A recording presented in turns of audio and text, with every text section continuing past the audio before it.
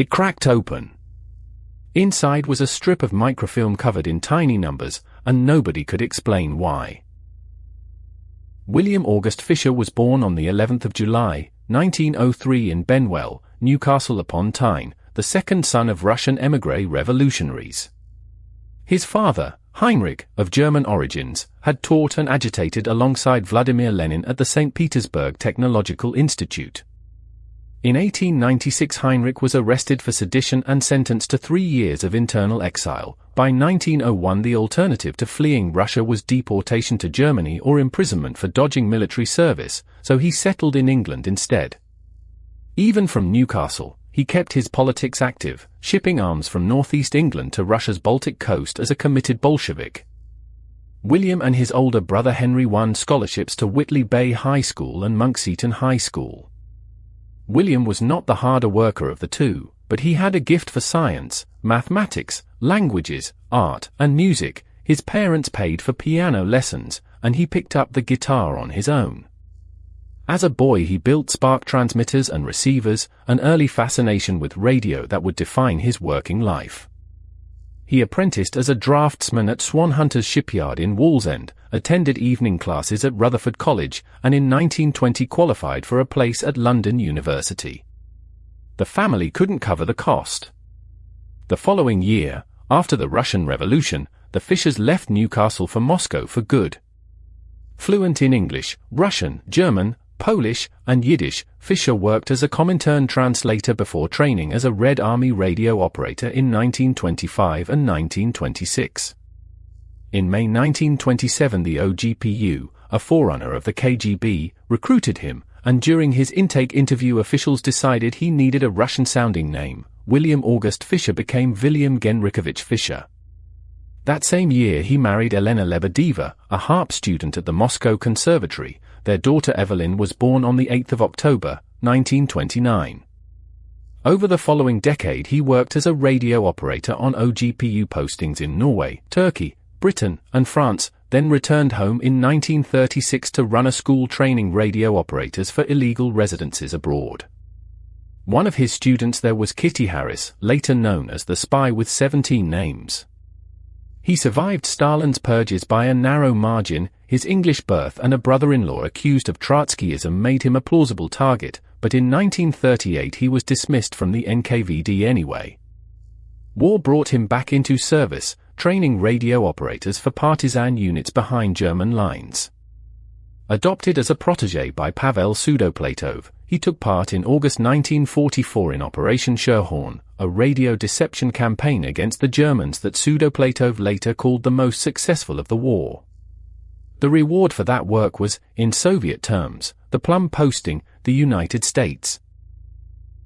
In October 1948 Fisher left Moscow's Leningrad Sky Station on a Soviet passport, discarded it in Warsaw, and slipped through Czechoslovakia and Switzerland to Paris carrying American papers under the name Andrew Coyotes, a real Lithuanian-American whose passport the Soviets had quietly retained after Coyotes died visiting relatives in Vilnius. As Coyotes, Fisher sailed from Le Havre aboard the RMS Scythia, landed at Quebec, and crossed into the United States on the 17th of November. 9 days later, in a meeting with Soviet illegal Iosif Grigolovich, he traded that identity for another, a genuine birth certificate belonging to Emil Robert Goldfuss, a New York infant who had died at 14 months in 1902, along with a forged draft card, a forged tax certificate, and $1,000. Fisher became Goldfuss. His new code name was Mark. Under orders, Mark set about reviving the dormant Volunteer network, which had once carried atomic secrets out of Los Alamos through couriers Morris and Lona Cohen and physicist Theodore Hall. He spent most of his first year rebuilding contacts, possibly traveling to Santa Fe, the wartime collection point for Manhattan Project material, and for his efforts received the Order of the Red Banner, a decoration usually reserved for soldiers. In 1950 the arrest of Julius and Ethel Rosenberg nearly exposed the whole operation. Since Lona Cohen had served as a Rosenberg courier, the Cohens were rushed to Mexico and then Moscow, later resurfacing in Britain as Peter and Helen Kroger.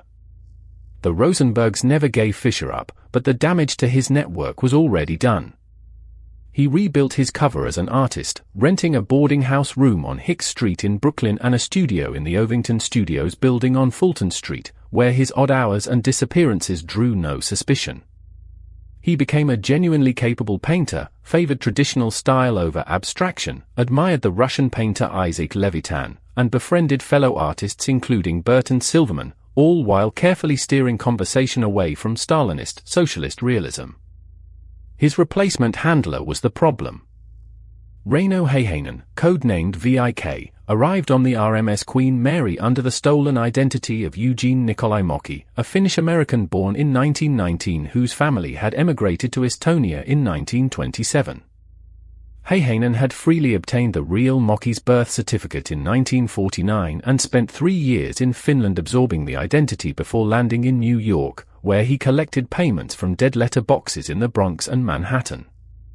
He signaled his arrival on the 21st of October, 1952 by leaving a thumbtack on a Central Park signpost, and he spent the next 2 years drawing exactly the kind of attention a spy shouldn't: heavy drinking, loud arguments with his wife Hannah.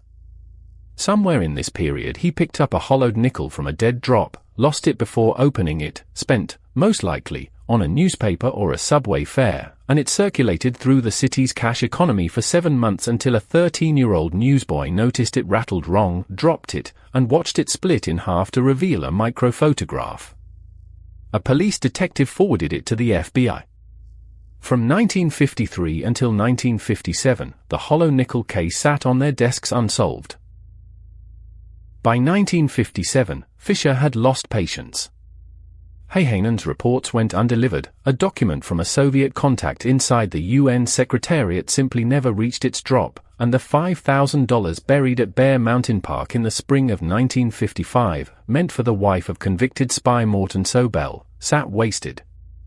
Fisher demanded Moscow recall him. Moscow obliged, promoting Heihanen to lieutenant colonel and ordering him home. A summons Heihanen, fearing discipline or worse, tried to dodge with an invented story about FBI surveillance aboard the Queen Mary.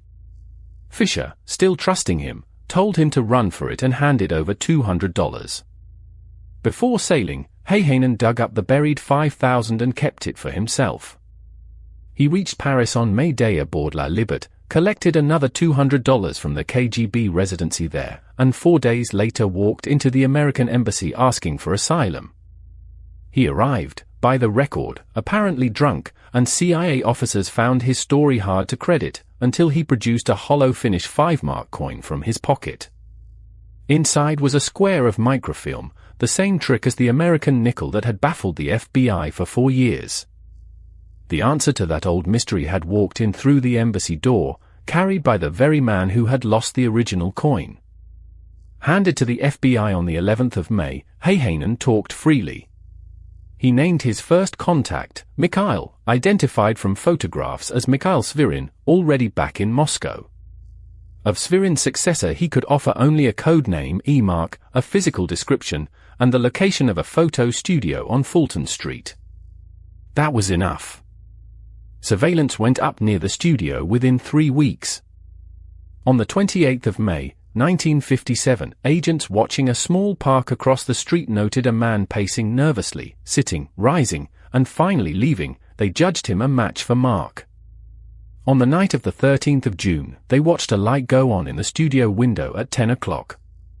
2 days later, Heihanen confirmed a hidden camera photograph of the man as Mark.